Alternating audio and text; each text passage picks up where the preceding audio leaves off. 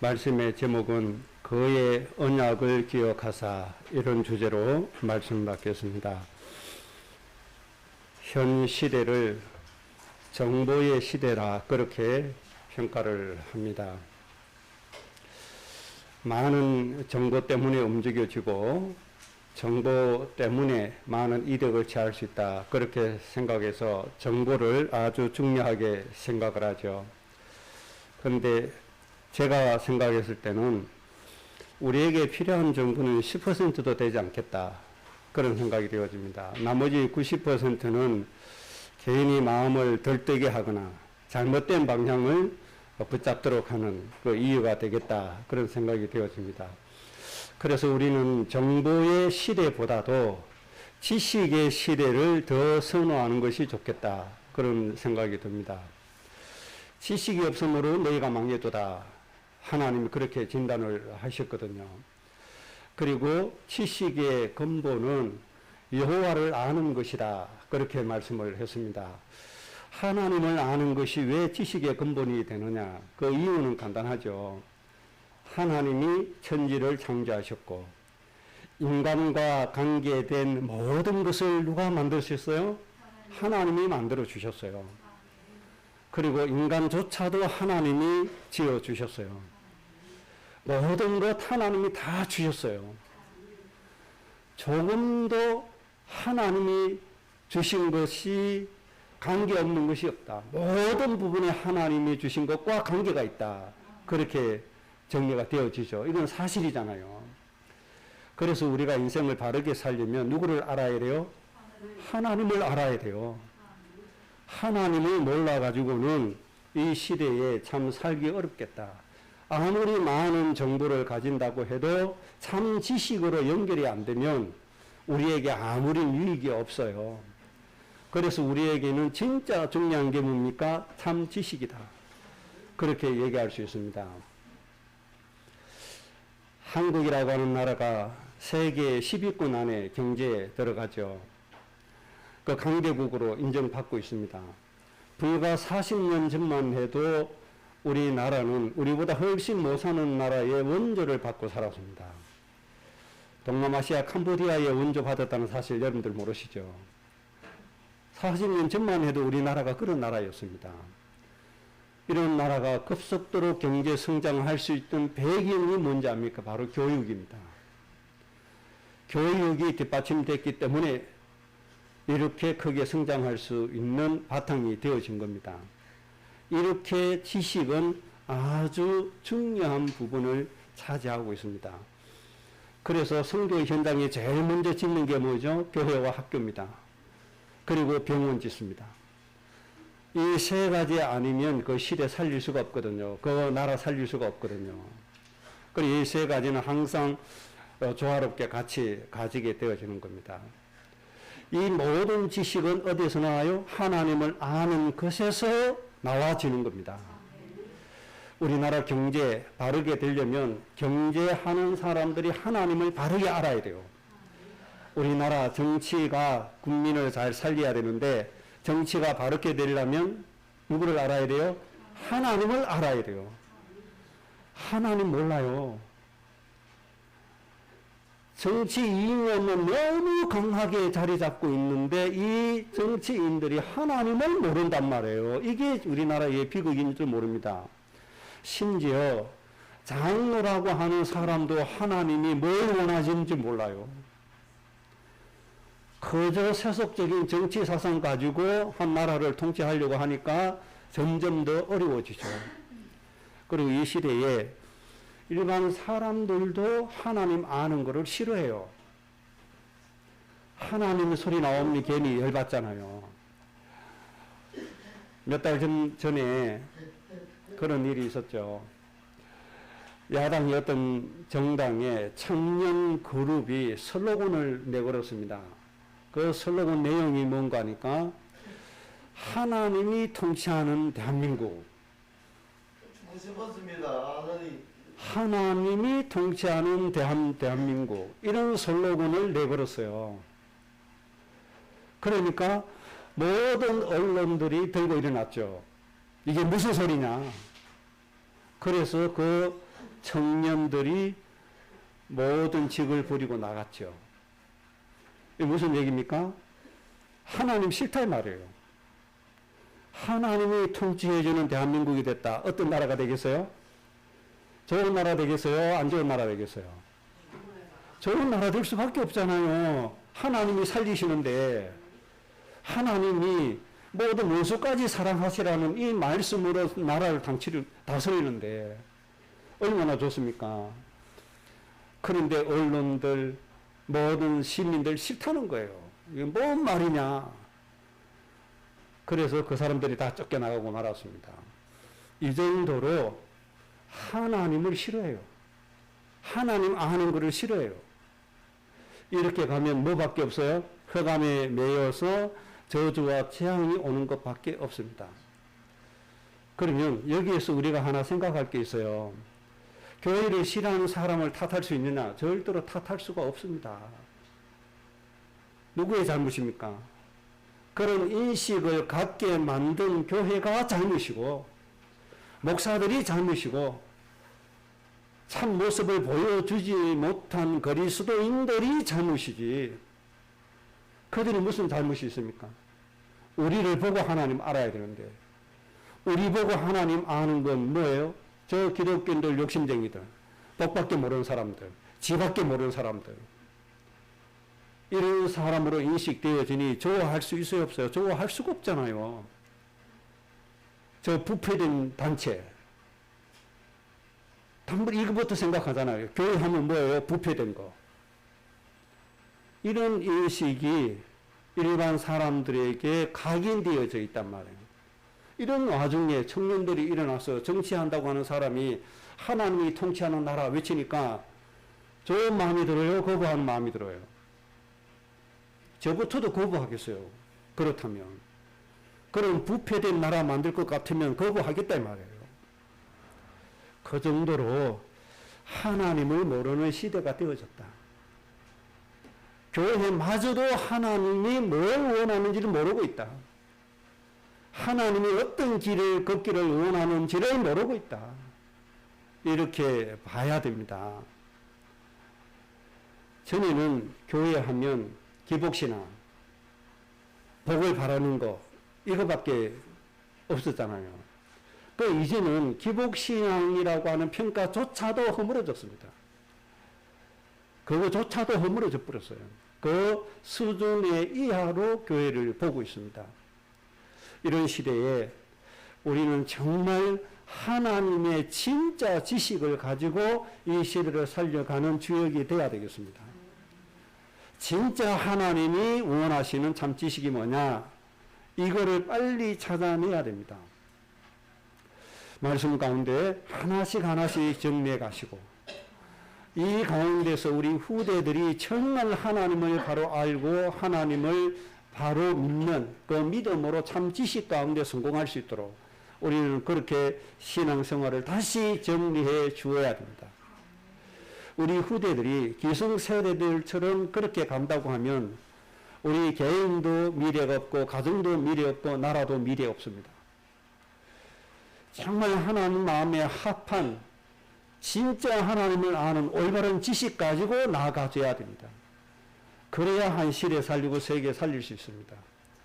나라가 평안해야 개인도 평안합니다. 나라가 잘 돼야 개인도 잘 되어집니다. 그래서 나라는 아주 중요합니다. 이 나라를 잘 되게 하기 위해서 하나님을 아는 지식으로 충만해져야 된다는 거. 먼저 우리가 정리를 좀 하고 가겠습니다. 이사야 43장 1절에 하나님이 여러 번 보고 뭐라고 말씀하시는가 하니까 이렇게 말씀했습니다. 내가 너를 지명하여 불렀나니 너는 내 것이다.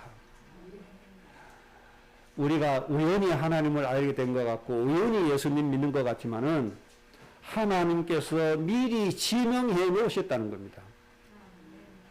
심지어 어머니 뱃속에서부터 하나님께서 지명해 놓으셨다. 하나님이 정해 놓으셨다. 그렇게 말씀했습니다. 지명해서 불러서 너는 내 것이다. 하나님의 자녀가 되었고 하나님의 그릇이 되었고 하나님의 영광이 되어졌다는 겁니다. 하나님의 일을 이루는 귀한 존재로 하나님이 선택해 주셨습니다. 그렇기 때문에 하나님 우리에게 어떻게 역사하시는가 하니까 물 가운데 지날 때도 내가 함께 하겠다. 물이 너를 침몰치 못하게 할 것이다. 너가 불 가운데 지날 때에도 불이 너를 사르지 못한다. 왜? 하나님이 함께 하시기 때문에. 이것이 전부 다입니다. 생명을 살리겠다는 마음을 가진 요셉에게 하나님이 함께 하심으로 이 단어가 전부 다입니다. 요셉은 나는 생명을 살리기 위해서 노예로 팔려왔다. 나는 생명을 살리기 위해서 누명 쓰고 감옥에 들어간다. 이 생각하고 있는데 하나님은 요셉과 함께 하심으로 그렇게 말씀했습니다.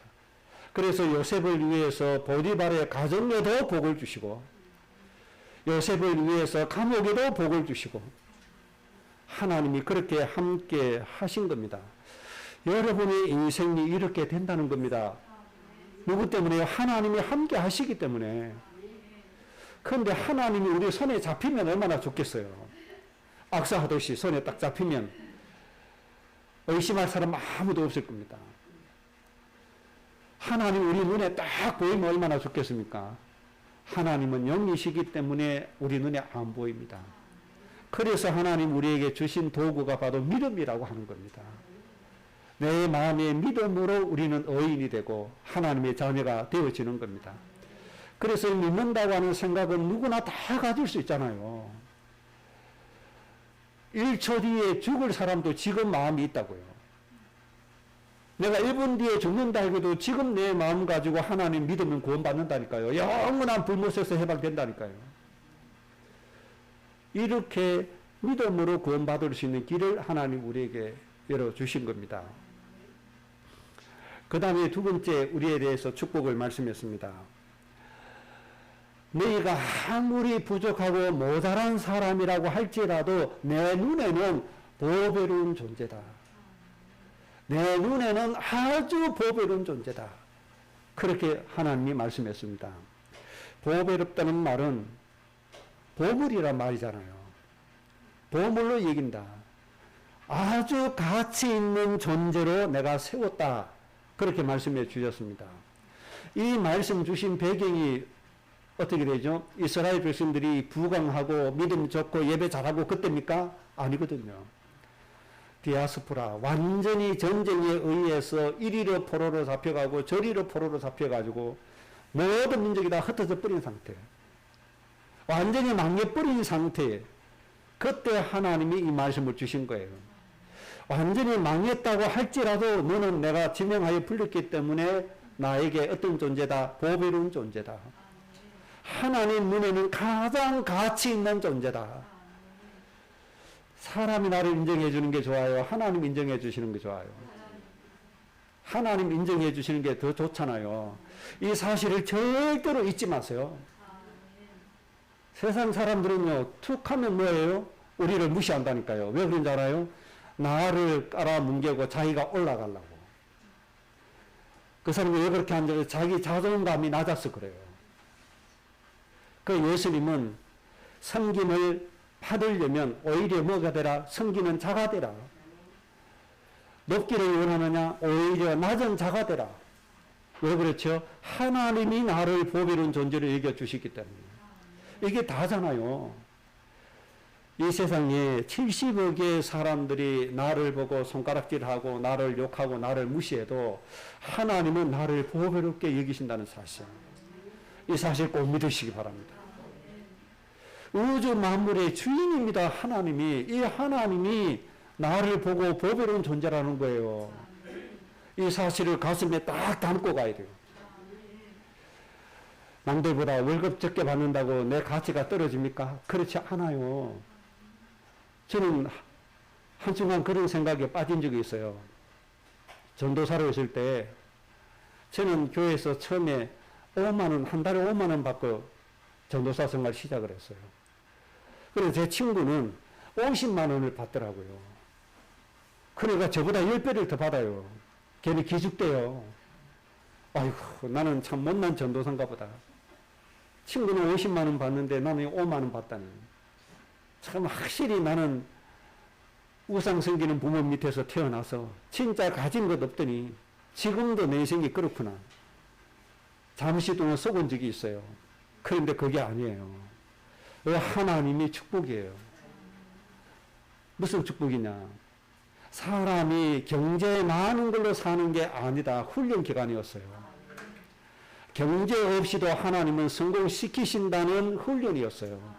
최고의 응답이었어요, 그게. 이게 얼마나 큰 축복인지 모릅니다. 여러분 절대 속지 마세요. 세상 사람들은 여러분을 속입니다. 마귀는 여러분을 속입니다. 가치 없는 존재라고. 정말 하찮은 존재로 속입니다. 그러나 하나님 눈에는 여러분이 가장 귀한 존재임을 믿으시기 바랍니다. 가장 보배로운 존재임을 믿으시기 바랍니다. 이거 가지고 살아야 돼요. 그래서 하나님 앞에 여러분들 자존감을 회복해야 돼요. 세상에서 내가 정말 중요한 사람이구나. 이런 자존감 꼭 회복하시기 바랍니다. 그 다음에 또 뭐라고 말씀하시는 거 하니까 존귀하다 그렇게 말씀했어요.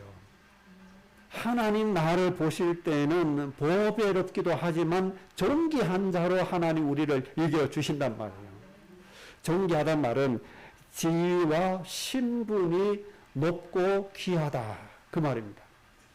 하나님 보실 때는 여러분의 신분이 가장 귀합니다. 하나님을 거역하는 세상의 통치자보다도 하나님의 은혜를 사모하는 여러분이 더 존귀함을 믿으시기 바랍니다.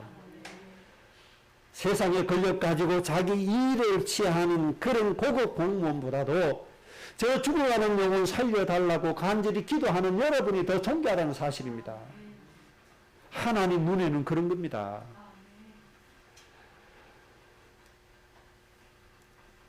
토지공사 직원들이 신도시 지역 미리 알고 거기다 투자했다고 또 난리죠. 그 고급 공무원들 아닙니까? 적어도 5급 이상 이런 사람들이잖아요. 고급 공무원으로 출발하면 참 꿈같은 자리가 그런 급수 자리 아닙니까? 그런 안전 사람들이 뭐예요? 정보 하나 가지고 다 투자하는 거예요. 그래 자기 많은 이득을 취하는 거예요. 그런 고급 공무원보다도 가진 것 없는데 하나님 우리 지역에 저 죽어가는 영혼 너무 불쌍합니다. 하나님 제 영혼을 좀 살려주시고 하나님 저 가문을 좀 살려주옵소서. 이렇게 기도하는 우리의 연약함이 더 귀하다 이 말이에요. 더 존귀한 존재로 하나님께서 보시는 겁니다. 그래서 정말 죽어가는 저 현장 놓고 기도하는 여러분 자신이 가장 보배로운 존재, 가장 존귀한 사람, 이런 사람임을 믿으시기 바랍니다. 절대 속지 마세요. 사람들은 시기심에 유혹하고 나를 밟고 올려서려고 하는 그 마음 가지고 우리를 무시하지만은 하나님 보실 때는 그게 아니라니까요. 일어서게 하고 눕게 하고 앉게 하고 인간의 생사화복을 주관하시는 하나님 보실 때는 가장 존귀한 분이 바로 여러분이라는 사실입니다. 이 사실을 좀 꼭 믿으세요. 그래서 하나님 앞에 우리는 당당하게 서야 됩니다. 내가 축복하지 않으면 저들은 죽는다. 당당하게 써야 됩니다. 내가 저들을 위하여 기도하지 않으면 저들은 죽어간다. 당당하게 써야 됩니다. 내가 기도하면 인간을 고통주는 모든 허감은 결박되어진다. 당당함을 가지고 하나님 앞에 서야 됩니다. 여러분 정말로 하나님 보실 때 진짜 존귀한 사람들입니다. 여러분 가치를 좀 인정하세요. 사람이 나를 인정 안 한다고 속지 마세요. 내가 하나님 앞에 인정하면 다 된다니까요. 감정을 많이 했잖아요. 서울에 대치동에 있을 때 교회 재산을 전도사인 제 이름으로 등기를 했었어요. 그 신해청 아파트라고. 만 6년이 지나서 교회 법인으로 다시 이제 이전 등기를 했죠. 그런데 문제는 저의 이름으로 세금이 나왔는데 2,800만 원이라고 하는 세금이 나왔어요. 이거 내가 내야 되는 거예요. 야, 이거 어떻게 해결했으면 좋겠냐. 그 세무사에게 상담을 했어요. 목사님 이거는 절대로 해결할 수 없습니다. 세금 내야 됩니다. 그러는 거예요. 법적으로. 그러면서 마지막으로 나오는데 얘기를 하는 거예요. 한번 서장님을 한번 만나보세요. 그렇게 얘기를 해요. 그래서 세무서장님 찾아갔죠. 마포 세무서장님 찾아갔습니다. 가서 먼저 얘기를 했어요. 서장님 행복하십니까? 이렇게 물었더니 이분이 얼굴이 완전히 찡그러지시더라고요. 그때 제 모습이 이렇게 깔끔하지 않았거든요. 머리는 길고 턱은 돌아가고 옷은 좀 깔끔하지 못하고 이런 사람이 와서 자기 보고 행복하냐고 물으니까 어이가 없잖아요. 그 인상을 딱 쓰더라고요. 그래서 인간이 왜 불행한지 창세기 3장의 문제를 얘기를 쭉 했어요. 인간이 하나님 떠나서 불행하다. 하나님 만나야만 행복할 수 있다. 하나님 만나는 길은 예수 그리스도밖에 없다. 길, 진리, 생명. 이 예수님을 통해서 하나님 자녀가 됐는데 서장님 예수님 믿고 하나님 자녀로서 행복하게 사십시오. 그랬더니 이분이 그때서야 웃으면서 얘기를 하더라고요. 김양한 목사님 아십니까? 예. 이 김양한 목사님과 같은 교단 목사입니다. 내가 잘 알죠. 그랬더니 이분이 하시는 말씀이 목사님 알았습니다. 그 건은 제가 처리하겠습니다. 그렇게 말씀을 하셔서 그래서 2,800만 원 딱 정리가 되어졌어요. 서장님 직권으로 해결해 주었어요. 그때 어떤 마음을 가지고 갔는지 압니까? 딱 한 마음 가지고 갔어요. 이거는 세금 문제가 아니다. 나를 통해서 저 서장님한테 뭐 해라? 그리스도 전해라. 바로 이거다. 그래서 다른 마음 없었어요. 가서 예수님만 전하고 오자. 아주 당당한 마음으로 갔죠. 예수님 말하고 그냥 왔어요. 그래서 그분이 좋아하더라고요. 그러면서 제가 김양한 목사님 교회에 출석합니다. 그러더라고요. 우리의 힘은 존귀하게 여기신 하나님 때문에 우리의 힘이 나와지는 겁니다. 제가 가서 간절하게 부탁한다고 되겠어요? 될 수가 없어요. 가서 가문 이슬로 설득한다고 되겠어요? 될 수가 없어요. 우리를 존귀하게 여기신 하나님, 그 배경 하나 가지고 진실한 마음 가지고 갔는데 하나님이 해결해 주신 겁니다. 우리 이 사실 하나만 가지고 가면 돼요. 다른 거 필요치 않아요. 그래서 저는 늘 얘기합니다. 성령의 역사 다음으로 가장 큰 힘이 뭐냐? 사실대로 이야기하고 사실대로 이해하는 것이다. 이것이 가장 큰 힘이다. 항상 그렇게 얘기하고 그렇게 믿고 있습니다. 사실대로 얘기하면 오히려 안 된다고 속임을 당합니다. 그게 아니죠. 하나님 앞에 내 존재의 가치를 알고 사실 그대로 얘기하면 거기에 역사 일어나는 거예요. 내가 실수했다? 실수한 사실 그대로 얘기하는 거예요. 내가 잘못했다? 잘못한 사실 그대로 얘기하는 거예요. 그리고 용서를 구하고 양해를 구하는 거예요. 그러면 거기에 하나님이 감동을 주어서 모든 것을 화목해 만들어 주시는 겁니다. 왜 그렇습니까? 하나님이 우리를 존귀하게 만들어 주셨기 때문에. 이런 신분이 바로 여러분의 신분입니다. 이번 구정 때 이영학 선교사님하고 후원하는 목사님 가족이 우리 교회에 왔어요. 그 명절을 같이 보냈어요. 32년 만에 명절을 처음 보낸다는 거예요. 그래서 함께 좀 해야 되겠다 보냈습니다. 그래서 제가 펜션에다가 미리 예약을 하고 돈을 지불을 했어요. 후원하는 목사님이 제가 지불하니까 이거를 캔슬 시켜야 되겠다. 그 목사님이 내야 되겠다. 그런 마음으로 안 간다는 거예요. 아니, 안 간다고 하면 어떻게 해요? 돌려받아야 되잖아요. 그래서 전화를 했어요. 사실 오려고 했는데 못 오게 됐다. 참 미안하다.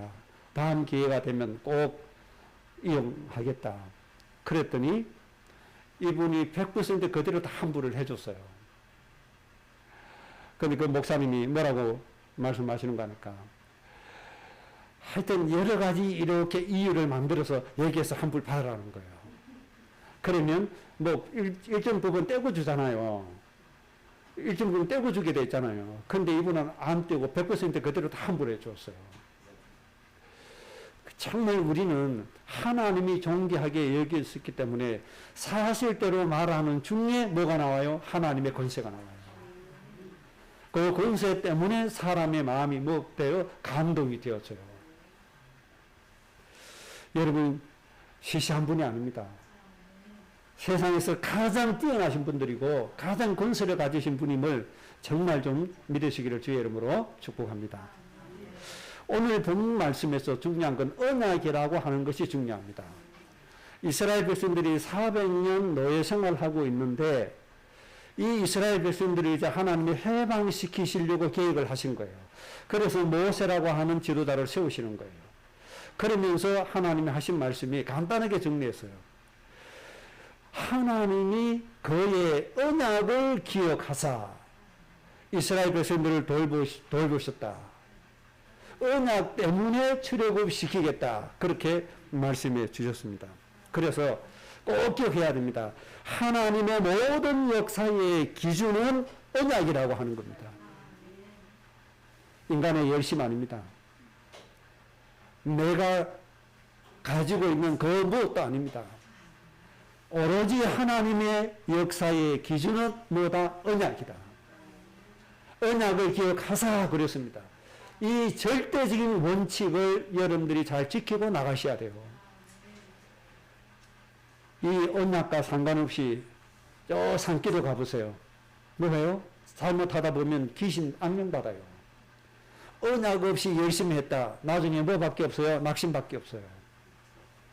아무런 하나님의 응답이 없어요. 꼭 기억하셔야 될 것은 하나님의 모든 역사의 기준은 뭐다? 언약이다.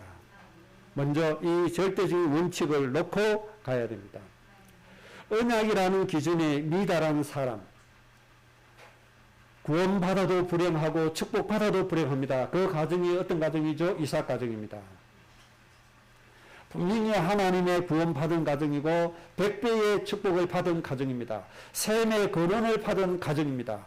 그런데 어떻게 되어졌어요? 행복했어요? 안 했어요? 행복하지를 못했다. 두 아들이 늘 갈등 속에 있고 늘 썩이고 늘 죽이려고 하는 이런 문제 속에서 살아갔다는 겁니다. 뭐가 기준이에요? 자기의 별미가 기준이에요. 뭐가 기준이죠? 자기가 생각하는 축복이 기준인 거예요. 이것 때문에 이삭 가정은 100배로 축복받아 놓고도 고통 속에서 살아야 되고 문제 속에 살아야 됩니다. 왜 그렇습니까? 하나님의 기준인 언약이 기준이 아니기 때문에 그렇습니다. 모세가 가나안 땅에 들어가지 못했습니다. 그런데 모세가 가나안 땅에 들어가기 직전에 하나님이 불러주셨는데 문도 흐려지지 않았다. 기력도 쇠하지 않았다. 덮는 것도 쇠하지 않았다. 아주 건강했단 말이죠. 그런데 가나안 땅에 들어가는 것을 하나님이 허락하지 않았습니다. 왜 그랬습니까? 40년 지도자의 여정을 보면 알 수가 있어요. 하나님이 원하시는 언약에 대한 마인드가 거의 없다는 겁니다. 거의 없어요. 언약으로 백성을 설득시키고 언약으로 백성을 훈련시키고 언약의 이유를 가지고 가나안 땅을 본 적이 없어요. 그래서 하나님은 이스라엘 민족의 본론인 가나안 땅에 모세를 들이지 않습니다. 그냥 쭉 흩어봐라. 보여만 주고 끝납니다. 선택받은 이스라엘 민족들이 왜 저주 재앙의 대상이 되었습니까? 하나님의 기준인 언약이라고 하는 것이 없어요. 그래서 오로지 하나님께서 주시는 복에만 관심을 가지고 살아가는 거예요. 그러다가 엉뚱한 사상 속에 빠졌죠. 선민사상. 하나님이 우리 민족만 복을 주시고 우리 민족만 구원을 받고 우리 민족만 하나님의 복을 받아야 된다. 이 엉뚱한 사상에 빠지고 만 겁니다. 뭐가 없어요? 언약 사상이 없어서 그렇습니다. 선지자의 가정도 마찬가지입니다. 사무엘의 두 아들, 이 두 아들이 뭐가 없어요? 언약이 없어요. 모든 백성, 모든 민족이라고는 언약이 없어요. 자기의 일을 위해서 재판도 거르게 하고 자기 일을 추구하는 타락한 자로 바뀌고 말았어요. 그러니 그들의 인생이 행복할 수가 없는 겁니다. 아이들을 여호와의 이름으로 저주한 엘리사, 언약 사상이 없어요. 한 민족을 한 번 회개운동을 시켰는지는 몰라도 언약 사상이 없어요. 언약 사상이 있다면 자기를 대머리라고 놀리는 아이들을 여호와의 이름으로 저주할 수가 없어요. 자기 대머리라고 놀린다고 어떻게 여호와의 이름으로 저주합니까? 그냥 자기 입으로 저주한 것만 해도 위험한 일인데 여호와의 이름으로 저주를 해버렸다. 그래서 숲풀에서 곰이 나와서 아이들을 찢어 죽였다고 했죠. 40명이 넘게 아이가 죽었다고 했죠. 뭐가 없어요? 언약 사상이 없어요. 좀 놀림을 받으시면 어떻습니까? 하나님이 대머리 되게 하신 거 감사하면 되잖아요. 그래, 얘들아, 내 대머리 맞다. 그래도 이 대머리 누가 주신 줄 아냐? 만군의 여호와 하나님이 주셨다, 이 하더라. 너희들도 나중에 대머리 될 수 있다. 사람 놀리지 말고 축복해라. 너희가 모든 민족 살릴 수 있다. 그렇게 해주면 얼마나 좋을까요? 없어요. 오로지 자기 중심이에요. 자기 중심. 자기 놀린다고 그렇게 저주해서 40명이 넘는 아이들이 곰에 물려 죽게 만들어야 되겠습니까? 한 영혼이 천하보다 귀한데 이렇게 언약이 기준이 아닌 선지자라고 할지라도 하나님 앞에 축복과는 거리가 멀어지는 겁니다. 꼭 기억하셔야 됩니다. 하나님의 모든 역사의 기준은 뭐다? 언약이다. 자, 두 번째입니다. 그러면 도대체 이 언약이 도대체 뭐냐? 이게 중요하잖아요. 언약이라고 하는 단어가 제일 처음에 노아에게 하나님이 사용하셨습니다. 150일 동안 온 천지가 물에 잠겨 다 멸절하고 노아 가족만 살아남았잖아요. 이제 땅에 내렸는데 하나님 앞에 예배할 때 하나님이 무지개를 보여주시면서 언약을 세운다. 다시는 너는 물로 망하지 않을 것이다. 이때 언약이라는 단어를 썼어요. 그러니까 노아를 통해서 새로운 민족이 이 지구상에 퍼지게 되는 겁니다. 이걸 놓고 언약이라고 하는 단어를 썼습니다. 생명을 위해서 주시는 단어가 바로 이 언약이라고 하는 단어입니다. 그리고 아브라함에게 언약이라고 하는 단어를 썼는데 창세기 15장에서 언약이라고 하는 단어를 썼습니다. 이때 아브라함이 예배하는데 솔개가 와서 새를 취하고 이런 이 예배가 흐트러지는 이런 모습이 기록되고 있죠. 그 예배가 잘 안 되졌단 말이죠. 이런 과정을 거쳐서 창세기 17장에 이제 언약을 하나님이 확정을 딱 해주십니다. 창세기 17장 1절에 아브라함에게 먼저 서론으로 말씀하신 것이 너는 내 앞에서 완전해라. 너는 내 앞에서 행하여 완전하라. 너는 내 앞에서 정직히 행하라. 그렇게 말씀을 시작을 하신 겁니다.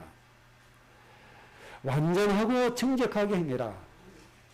그러면 아브라함이 무슨 나쁜 짓을 했습니까? 그게 아니잖아요. 하나님의 의도에 떨어졌다 이 말이거든요. 하나님께서 원하시는 것에서 완전해라. 하나님 원하시는 것에서 정직해라. 바르게 해라. 그 말이잖아요. 하나님이 원하시는 것에서 바르지 않았다. 그 말씀입니다. 그러면 완전하게 하는 것과 정직하게 하는 것이 뭐냐? 바로 언약이라고 하는 겁니다. 이제 너와 나 사이에 언약을 세우자. 그러면서 하신 말씀이 너는 모든 민족의 뭐가 되라? 아버지가 되라. 너는 모든 민족의 뭐가 되라? 어머니가 되라는 거예요. 이것이 언약이라고 하는 겁니다.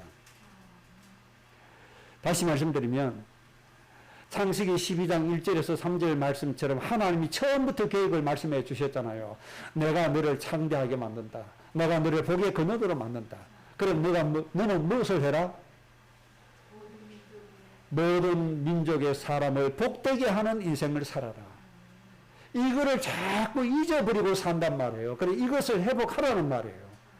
그러면 복의 근원이 되어 모든 민족을 살리는 방법이 뭡니까? 모든 민족의 뭐가 되라? 아버지가 되라. 모든 민족의 어머니가 되라. 이런 마음 중심을 가지고 살아야 됩니다. 여러분 인정하십니까? 하나님 앞에 인정하셔야 돼요. 하나님이 나를 무엇으로 세워줬다고요? 모든 민족의 아버지, 어머니로 세워주셨다. 그러면 부모의 역할이 도대체 뭐냐? 이것을 좀 생각을 해 보셔야 됩니다.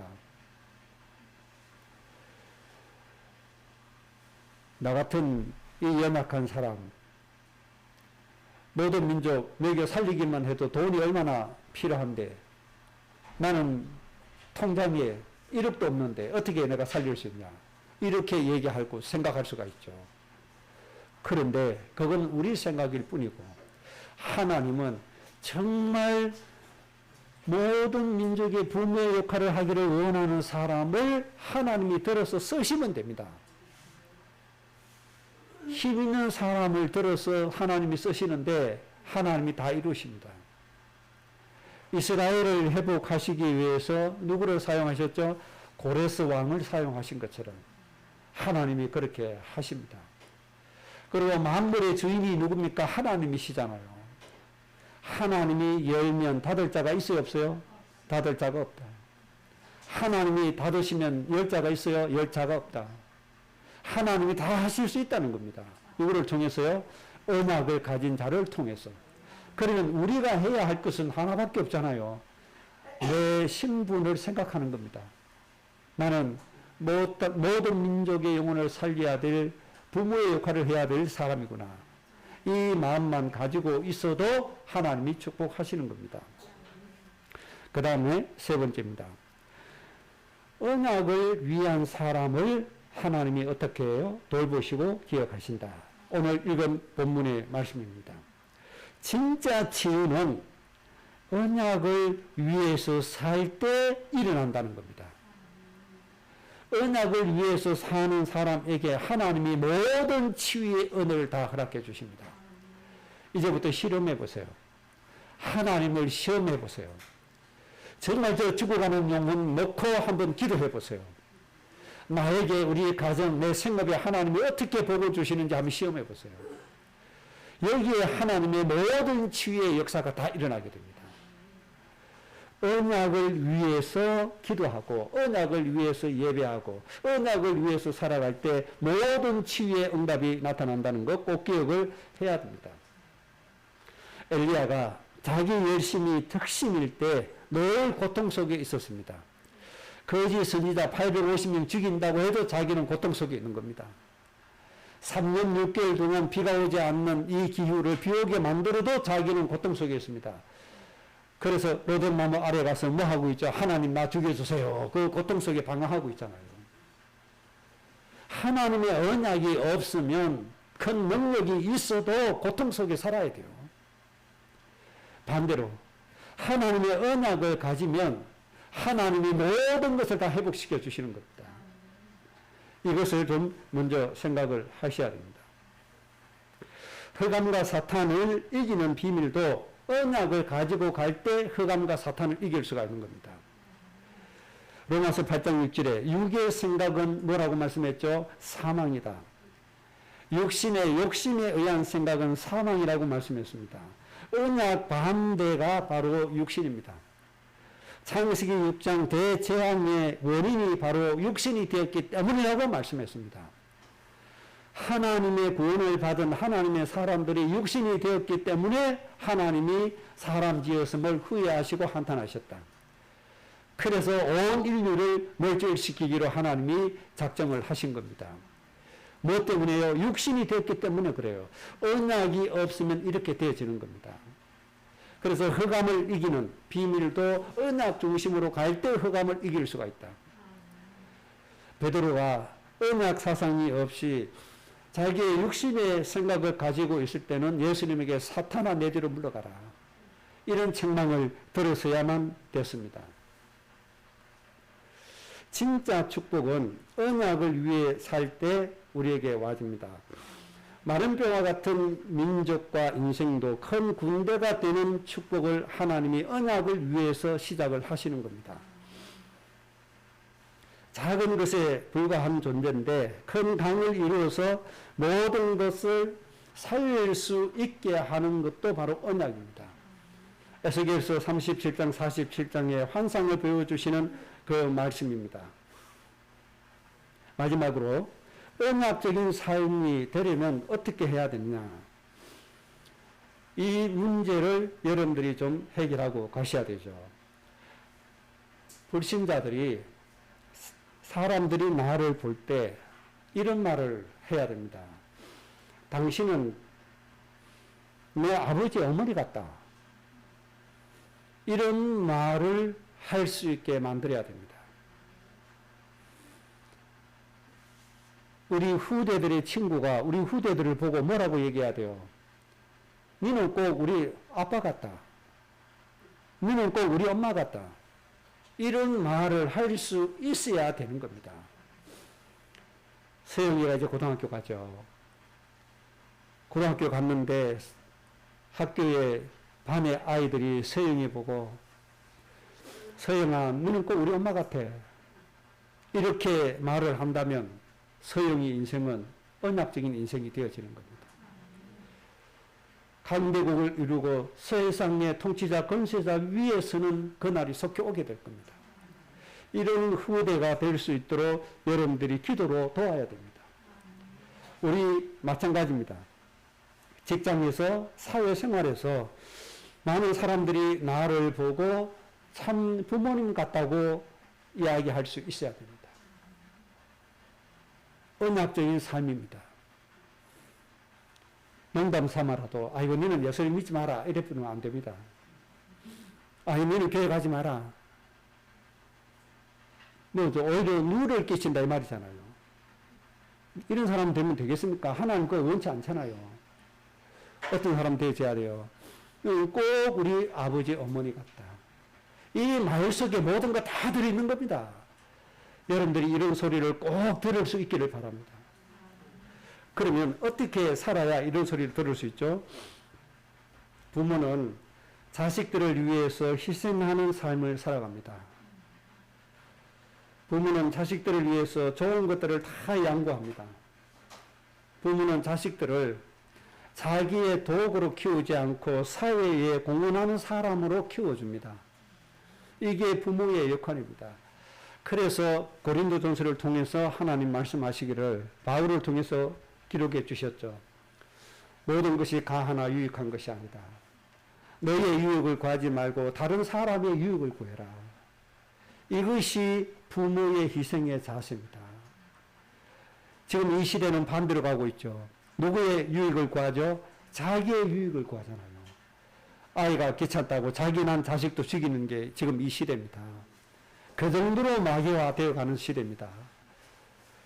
우리는 그 반대로 하나님이 원하시는 대로 내 일을 구하지 않고 다른 사람의 일을 구해서 다른 사람을 살리는 인생을 살아가는 겁니다.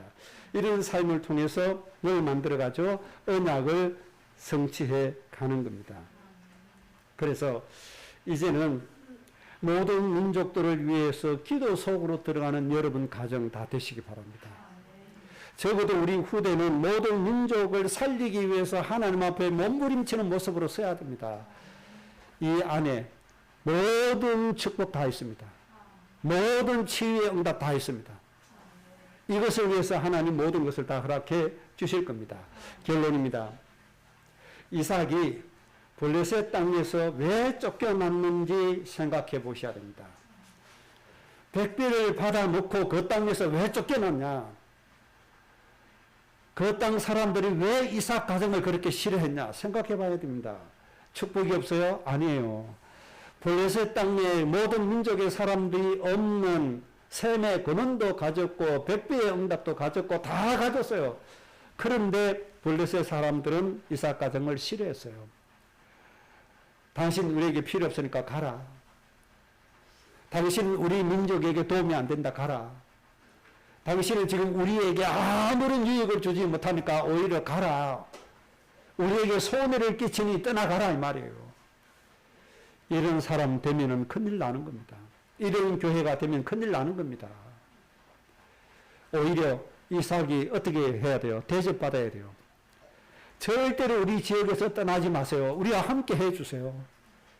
당신 가정 가문 때문에 우리 땅이 복을 받으니, 우리 민족이 복을 받으니 우리와 영원히 함께 살아주세요. 이런 인정을 받아야 될 거 아닙니까? 그런데 이삭 가정이 왜 그렇게 쫓김을 당해야 돼요? 언약이 없기 때문에. 천하 만민이라고 하는 언약이 없기 때문에. 죽어가는 저 현장 살려야 된다는 언약이 없기 때문에 사람들에게 불신받고 인정받지 못하고 내어 쫓김을 당하는 겁니다. 결론적으로 이 사실을 다시 한번 기억해 주세요. 우리는 뭐 좋아해요? 이삭의 백비를 좋아하잖아요. 그것만 좋아할 게 아니라니까요.